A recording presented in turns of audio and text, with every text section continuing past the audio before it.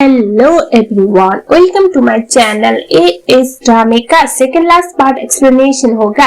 Episode start करूं इससे पहले अगर आप लोग मेरे चैनल में नए हो तो चैनल को सब्सक्राइब जरूर कर लेना और साथ में आप लोग ये भी जरूर बताना कि आपको ये ड्रामा कैसा लग रहा है और ये एपिसोड आपको पक्का डुलाने वाला है। एपिसोड की शुरुआत में हमें ये दिखाया जाता है रूम किडनैप हो जाती है। किडनैप होने का रीजन ये था कि रूम अपने स्टेप ब्रदर के साथ गई हुई होती है और उसे ये पता नहीं था कि आज उसका स्टेप ब्रदर कुछ रीजन की वजह से वो उसे किडनैप होने में हेल्प कर देता है और वो वहां से निकल जाता है। बेचारी रूम काफी परेशान हो जाती है। हमें दिखाया जाता है जब थानू को इसके बारे में पता चल गया था वो काफी ज्यादा परेशान हो गया था क्योंकि उसे अच्छी तरह से पता है इस बार फिर से एक बार सोफिया उसकी दुल्हन को यानी कि उसके प्यार को जिंदा छोड़ने वाली नहीं थी और ये सब सोफिया का प्लान था। And he was so much angry. उसे कुछ समझ में आ नहीं रहा था। वो जाता है सोफिया के अड्डे पे, वहां पर वो पूरी तरह से हीरो की तरह फाइट करता है, सबको एक थेर में मार गिराता है और वो वहां पर रूम को एक्सपेक्ट कर रहा था लेकिन सोफिया ने इतनी चल कि वो वहां पर रूम को रखी नहीं थी और उसके बाद उस बेचारा ऐसे उसे वापस लौटना पड़ता है। रूम कहीं और थी। हमें दिखाया जाता है अगले वाले सीन में जो सोफिया थी वो अभी रूम के मन में कुछ ऐसी बातें डालने की ट्राई करती है जिसकी वजह से रूम थानू को हेट करने लगी और उसे पूरी तरह से मैनिपुलेट करने की ट्राई कर रही होती है। लेकिन रूम थोड़ी बच्ची थोड़ी है जो वो किसी की बातों पर भी आ जाएगी। वो उसके आंखों में आंखें डाल के बोलते कि मैं अपने पति से बहुत प्यार करती हूँ और मैं अपने फैमिली से बहुत प्यार करती हूँ। तुम्हें क्या लगता है तुम जैसी 2 करोड़ की लड़की मुझे मैनिपुलेट करेगी और मैं अपने पति को हेट करने लगूंगी बोल के उसे उल्टा ही सुना देती है। जो सुनने के बाद सोफिया को बहुत गुस्सा आता है और उसे बोलती है कि तुम्हारी किस्मत इतनी खराब है कि तुम उस बंदे की वाइफ बनी जिसको मैं सबसे ज्यादा नफरत करती हूँ और उसके लाइफ में तो मैं किसी भी खुशी को होने नहीं दे सकती बोलती है।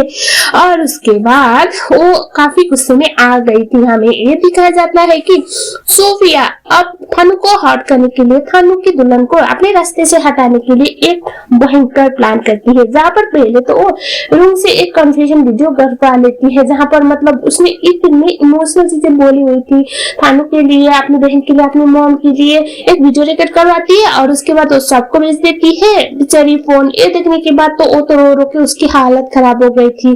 थानू बेचारा उसे समझ में आ नहीं रहा था क्या करना है क्योंकि उसने थानू से भी बहुत अच्छी अच्छी चीजें बोली हुई थी और उसने ये बोला था कि मैं अगर मर जाऊंगी आज तो ये मत सोचना कि तुम्हारी वजह से मेरे साथ ये सब हुआ। मैं कभी नहीं चाहूंगी कि मैं मर गई तो उसमें तुम रिस्पॉन्सिबल हो और ये सोच के तुम अपनी लाइफ को खराब करो, इसमें तुम कभी भी रिस्पॉन्सिबल नहीं थे और मैं एक्सपेक्ट करूंगी किसी और जन्म में अगर मुझे मौका मिले तो मैं तुम्हारी वाइफ बन के फिर से जीने का मौका मिले बोल के वो काफी इमोशनल हो गई थी। सारा दुनिया बहुत इमोशनल हो रहा होता है, किसी को समझ में आ नहीं रहा था रूम कहाँ पर है क्योंकि सोफिया ने कुछ ज्यादा ही गेम प्लान किया हुआ था इस बार। सो हमें ये दिखाया जाता है कि जो उसका स्टेप ब्रदर था उसे अब देखा नहीं जाता। वो रूम को बचाने के लिए निकल जाता है क्योंकि बस वही था जिसको पता था रूम इस टाइम पे कहाँ पर थी।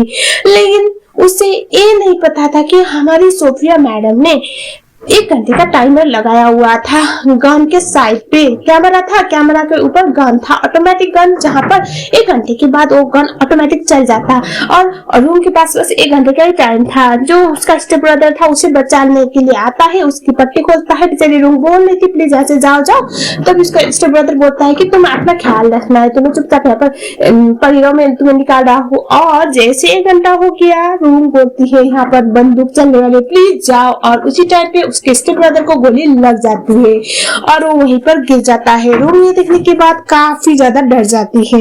बेचारी रूम काफी ज्यादा परेशान हो जाती है जब उसके स्टेप ब्रदर को गोली लगती है क्योंकि बचपन से लेकर आज तक दोनों में कभी कुछ खास बन नहीं पाए और दोनों हमेशा लड़ाइयाँ करते रहते थे। उसका बड़ा स्टेप ब्रदर उसे परेशान करता था और उसने उसकी फैमिली को इतना ज्यादा सीरियसली लिया नहीं था। लेकिन आज जाके उसने अपनी बहन के लिए अपनी जान दे दी और उसका भाई वहीं पर मर जाता है। रूम काफी ज्यादा गिल्ट में चली जाती है, वो चिल्लाते हुए रोने लग जाती है।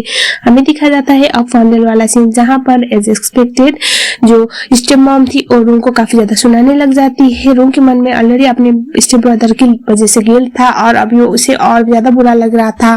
फोन उसे समझाने की ट्राई कर रही थी क्योंकि उसे अच्छी तरह से पता है अब रूम इस बात को इतना ज्यादा इजिली जाने नहीं देने वाली। और जो थानू और ये दोनों ही रूम के आसपास जा नहीं रहे थे क्योंकि वो लोग अभी रूम को टाइम देना चाहते थे ये सब चीजों से वो रिकवर खबर हो जाए, लेकिन यहाँ पर किसी ने सोचा भी नहीं था, उससे उल्टा हो जाता है। रुंग जाती है थानू के पास ऑलमोस्ट 1 वीक के बाद और वो बोलती कि मैंने बहुत ज्यादा सोचा और मैंने इस चीज का डिसाइड किया, आई एम सॉरी, मैं इस चीज को आगे नहीं बढ़ा पाऊंगी, ऐसा वो बोलती है। और उसके बाद थानू के हाथ में वो रिंग ऐसे रख लेती है, रिंग यानी कि होइरिंग रिंग। ये देखने के बाद थानू बोलता है कि तुम क्या हमारे रिश्ते को खत्म कर रही हो? तभी रुंग बोलती है कि मेरे लिए मेरी फैमिली बहुत मैटर रखती है, मैंने तुमसे शादी इसलिए किया था ताकि मेरी बहन को मैं प्रोटेक्ट कर सकूं, और आज जाके मेरा वो भाई मारा गया जिसके साथ मेरी कभी बनी नहीं, लेकिन वो जब मरा था ना उस टाइम पे मुझे ऐसा लगा कि मेरी जान जानी चाहिए, अगर उस जगह पे मैं मरती तो मुझे कोई दुख नहीं होता, मेरी फैमिली कुछ टाइम तक रोती और सब कुछ बात खत्म हो जाती, लेकिन मेरी वजह से मेरे भाई की जान गई है, तो अब इस चीज को मैं आगे बढ़ाना नहीं चाहती, मुझे माफ कर दो, बोलती है। और उसके बाद वो जाने लगती है। थानू रुंग को ऐसे रोकने की ट्राई करा था और वो बोल रहा था कि तुमने कहा था ना मुझे लाइफ में मूव ऑन करना चाहिए, और मैंने डिसाइड किया था मैं तुम्हारे साथ मूव ऑन करना चाहता था, क्या तुम सच्ची में मुझे छोड़ के चले जाओगी? रुंग रुंग ऐसे बोल रहा होता है। रुंग आंखों में आंसू थे और रोते वहां से निकल जाती है। हमें दिखाया जाता है रुंग अपने घर पर होती है और अभी कुछ टाइम हो चुका था, रुंग और थानू अलग हो चुके थे और थानू बहुत अपसेट था। रुंग ट्राई कर रही थी अपने फैमिली के साथ अच्छे टाइम स्पेंड कर पाए, लेकिन यहाँ पर उसे किसी का कॉल आता है जिसके बाद वो भागते हुए जाते हैं हॉस्पिटल पे। तो असल में हुआ क्या था ना, रुंग की मॉम पता नहीं क्यों बेहोश हो गई थी, जिस बात की वजह से उनको हॉस्पिटलाइज किया गया था। साथ में रुंग के पापा भी हॉस्पिटलाइज हो गए थे। तो इसका रीजन ये था कि जो उसकी स्टेप मॉम थी उसने कुछ ना कुछ कांड कर दिया था, क्योंकि जो बोंकर थी वो कुछ फ्लैशबैक याद कर रही थी जहाँ पर वो रुंग की मॉम को बहुत बुरी तरह से मोलेस्ट करती है, जिस बात की वजह से बेचारी रुंग की मॉम वहीं पर बेहोश हो गई थी और साथ में उसने अपने पति को भी कुछ कर दिया था। तो इसका रीजन ये था कि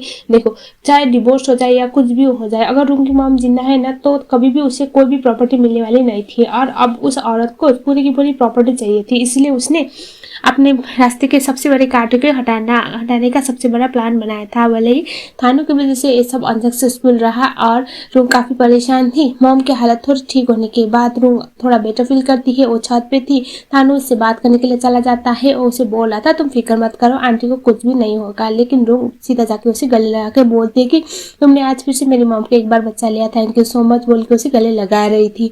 थानू उससे ऐसे उससे हिलाने की ट्राई तो करता है, लेकिन उससे इस बार नहीं होता, क्योंकि अब उसे अच्छी तरह से पता है रूम जब भी इसके आसपास रहेगी तो खतरा इसको ही होना है। तो उसने भी डिसाइड कर लिया था कि रूम को जाने देना है।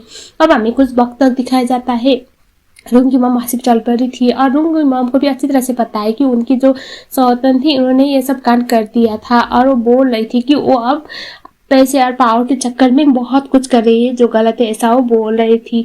और वो कभी भी किसी को ऐसे हर्ट तो नहीं कर सकती, इसलिए वो डिसाइड करती है कि वो कोई भी पुलिस केस नहीं करेगी, क्योंकि उन्हें अपनी बेटी के लाइफ में शांति चाहिए थी, ना कि कोई भी ऐसे पंगे। हमें अगले सीन में दिखाया जाता है रूम की जो स्टेप मॉम थी वो अपने खुद के पति के जानने के पीछे पड़ी हुई होती है, लेकिन इसके बारे में वाट को आइडिया लग गया था क्योंकि वो था लॉयर और एक बंदे ने उसे बता दिया था अभी रूम के घर पे क्या चल रहा है। तो वो जाता है पुलिस को लेकर और बोंकोट को वहीं पर अरेस्ट किया जाता है। सो हमें एक और सीन में ये दिखाया जाता है कि नीदा और उसका जो दोस्त था वो मिलके फोन और ओट का किडनैप कर लेते हैं। और उसके बाद हमें इधर दिखाया जाता है जो ईद था अभी गया हुआ था अड्डे पे डोमिनिको के पास, क्योंकि वहां पर उसे ना कुछ हो गया था और वहां पर जाने के बाद उनमें लड़ाई हो गई और जो ईद था उसे बहुत बुरी तरह से स्टैप किया गया था। जब तक थानू आ जाता है तब तक सारी चीजें खत्म हो चुकी थी, क्योंकि उसकी ऑलमोस्ट जान जाने वाली थी। हॉस्पिटल पे एडमिट किया जाता है ईद को और उसके बाद जब उसे ट्रीटमेंट किया जा रहा था तो हमें एक फ्लैशबैक दिखाया जाता है।